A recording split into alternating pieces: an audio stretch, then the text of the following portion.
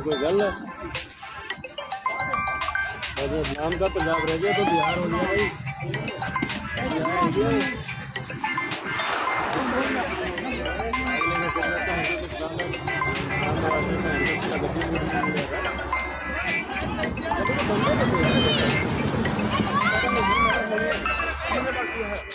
Party ਵੀ ਤਾਂ ਇਹ ਸੱਜਰੇ ਦੀ ਆ। ਆਹੋ ਹੁਣ ਗੱਡੀ ਲੋੜਾ ਬਾਈ ਟਰਾਲੀ ਲੋੜ ਆ ਜਿੰਨੇ ਜੋਗੇ ਹੈਗੇ ਆ ਦੱਸ ਦੇ ਦਿਓ।